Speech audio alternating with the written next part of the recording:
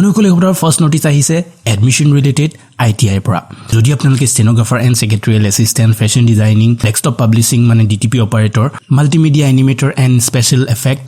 digital photographer mechanic autobody painting secretarial practice front office assistant ইত্যাদি course কৰিম বুলি ভাবিছে এই কোৰ্সৰ ডিউৰেশন হয় এবছৰ আৰু কোৱালিফিকেশন বিচাৰিছে matric pass computer operator programming এসিস্ট্যান্টৰ কাৰণে কোৰ্সৰ ডিউৰেশন হয় এবছৰ আৰু কোৱালিফিকেশন বিচাৰিছে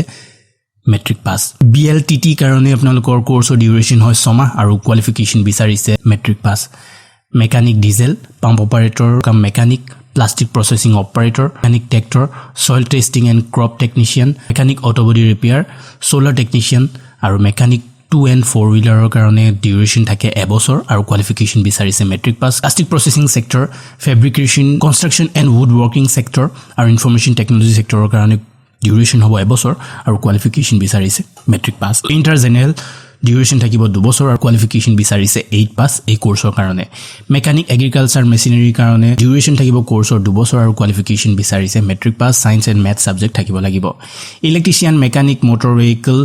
ড্ৰাফটমেন সিভিল ড্ৰাফটমেন মেকানিক্যাল ফিটাৰ ইনিষ্ট turner surveyor electronics mechanic instrumentation mechanic refrigerator air conditioner technician information communication technology system maintenance mechanic chemical plant এই কোৰ্সৰ ডিউৰেশন হ'ব 2 বছৰ আৰু কোৱালিফিকেশন বিচাৰিছে মেট্ৰিক পাস ফায়াৰমেনৰ কাৰণে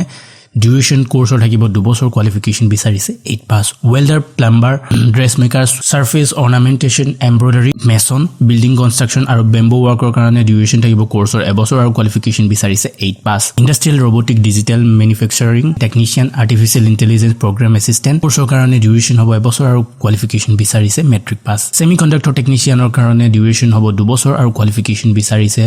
হাই সেকেন্ডাৰী পাস সায়েন্সত আপোনালোকে কৰা হ'ব লাগিব ফিজিক্স আৰু ম্যাথ সাবজেক্ট আপোনালোকৰ থাকিব লাগিব এডিটিভ ম্যানুফেকচাৰিং টেকনিশিয়ান 3D প্ৰিন্টিং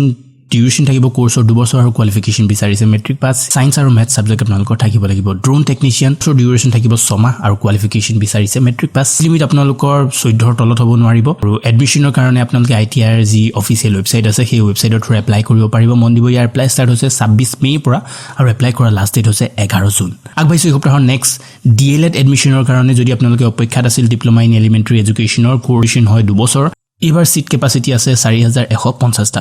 ইয়াতে আপোনালোকৰ এক্সামিনেশন হ'ব 12 জুলাই কোৱালিফিকেশন বিচাৰিছে হাই সেকেন্ডাৰী পাস আৰু পাৰ্সেন্টেজ বিচাৰিছে 50 বয়স আপোনালোকৰ 18 পৰা 34 ৰ ভিতৰত হ'ব লাগিব আছে age relaxation age per government rule education fees pay কৰিব লাগিব 600 টকা যি আপোনালোকে অনলাইন থ্ৰু পেমেন্ট কৰিব লাগিব ইয়াৰ এপ্লাই ষ্টাৰ্ট হৈছে 21 মে পৰা আৰু এপ্লাই কৰা লাষ্ট ডেট হৈছে 10 জুন আগবাইছো সপ্তাহৰ নেক্সট নোটিফিকেশনৰ ফালে SBI ফালৰ পৰা মুকলি হ'ল এপ্ৰেন্টিছৰ নোটিছ ইয়াতে আপোনালোকৰ টোটেল সিট আহিছে 7150 টা এপেন আপোনালোকে পাব 15000 টকা বছৰৰ কাৰণে ইয়াতে অসমৰ কাৰণে সিট টোটেল আছে 368 টা ইয়াতে ডিস্ট্ৰিক্ট ওয়াইজ যদি আমি চাও কাছাৰত আছে 28 টা সিট ডিমা হাছাওত আছে 8 টা নলবাৰীত আছে 8 টা বৰপেটাত আছে 6 টা বজালিত আছে 4 টা বাক্সাত আছে 3 টা বঙাইগাঁৱত আছে 10 টা কোকৰাঝাৰত আছে 11 টা চিৰাঙত আছে 7 টা ধুবুৰীত আছে 17 টা সালমাৰা মানকাছাৰত আছে 1 টা কামৰূপ মেট্ৰত আছে 68 টা নগাঁৱত আছে 24 টা মৰিগাঁৱত আছে 6 টা ওয়েষ্ট কাৰ্বি আংলঙত আছে 2 টা ইষ্ট কাৰ্বি আংলঙত আছে 11 টা বুজাইত আছে 11 টা কামৰূপ ৰুৰেলত আছে 21 টা তামুলপুৰত আছে 3 টা গোৱালপাৰাত আছে 9 টা দৰঙত আছে 7 টা হাইলাকান্দিত আছে 8 টা কৰিমগঞ্জত আছে 12 টা চৰাইদেউত আছে 3 টা গোলাঘাটত আছে 5 টা যোৰহাটত আছে 6 টা মাজুলীত আছে 3 টা শিৱসাগৰত আছে 6 টা ডিব্ৰুগড়ত আছে 37 টা ধেমাজিত আছে 6 সুনিতপুৰত আছে 5 টা আৰু উদালগুৰিত 3 লখিমপুৰত আছে 6 টা বিশ্বনাথ চাৰিআলিত আছে 4 টা সিট এক্সামিনেশন সেন্টাৰ আপোনালোকে সিলেক্ট কৰিব পাৰিব ডিব্ৰুগড় গুৱাহাটী যোৰহাট শিলচৰ আৰু তেজপুৰ কোৱালিফিকেশন বিচাৰিছে গ্ৰেজুৱেট সায়েন্স কমাৰ্চ আপুনি যিকোনো হলে এপ্লাই কৰিব পাৰিব লোকেল ল্যাঙ্গুৱেজ আপোনালোকে অসমীয়া আৰু বেংগলী ভালদৰে জানিব লাগিব বয়স 20 পৰা 28 ৰ ভিতৰত বিচাৰিছে আছে age relaxation age per government rule duration হ'ব এবছৰৰ application fees general OBC EWS ৰ কাৰণে হৈছে 300 টকা SC ST PWD কাৰণে নাই কোনো ধৰণৰ এপ্লিকেশন ফিজ অফিচিয়েল ওয়েবসাইটৰ পৰা কৰিব পাৰিব অনলাইন এপ্লাই মন্দিবৰীয়া এপ্লাই ষ্টাৰ্ট হৈছে 19 মে পৰা আৰু এপ্লাই কৰা লাষ্ট ডেট হৈছে 8 জুন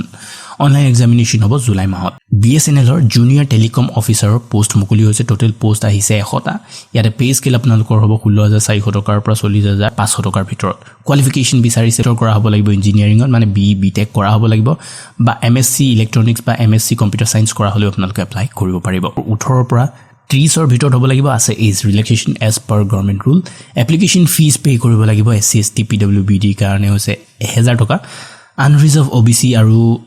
EWS ৰ কাৰণে হৈছে 2000 টকা এপ্লিকেশন ফিজ যি আপোনালোকে অনলাইন থ্ৰু পেমেন্ট কৰিব পাৰিব হাউ টু এপ্লাই কেনেদৰে আপোনালোকে এপ্লাই কৰিব BSNL ৰ অফিচিয়েল ৱেবছাইটৰ পৰা কৰিব পাৰিব অনলাইন এপ্লাই মন্দিৰবোৰ ইয়াৰ এপ্লাই ষ্টাৰ্ট হ'বলৈ গৈ আছে 4 জুনৰ পৰা আৰু এপ্লাই কৰাৰ লাষ্ট ডেট হৈছে 4 জুলাই ইয়াৰ CBT এক্সামিনেশ্যন হ'ব আগষ্ট মাহত আগবাঢ়িছো সপ্তাহৰ নেক্সট নটিফিকেশনৰ ফালে বেংক অফ বৰোদাৰ পৰা মুকলি হ'ল 20ৰ সিট টোটেল ট্ৰেইনিং সিট এবাৰ আহিছে 5000 অসমৰ কাৰণে আছে ইয়াৰে 29টা সিট টাইপেন হিচাপে আপোনালোকে পাব প্ৰথমতে 15000 টকা এবছৰৰ কাৰণে কোৱালিফিকেশন বিচাৰিছে graduate any discipline art science commerce আপুনি যিকোনোৰে হ'ব পাৰে লোকেল ল্যাঙ্গুৱেজ আপোনালোকে ভালদৰে জানিব লাগিব বয়স 20ৰ পৰা 28ৰ ভিতৰত বিচাৰিছে আৰু কোৰ্স ডিউৰেচন থাকিব এবছৰৰ আছে age relaxation age per government rule application fees SC/ST PWBD কাৰণে হৈছে 200 টকা ৰিজাৰ্ভ EWS OBC ফিমেলৰ কাৰণে হৈছে 600 টকা এপ্লিকেশন ফিজ ৰিজাৰ্ভ EWS আৰু OBC মেল ক্যান্ডিডেটৰ কাৰণে হৈছে 800 টকা এপ্লিকেশন ফিজ যি আপোনালোকে অনলাইন থ্ৰু পেমেন্ট কৰিব পাৰিব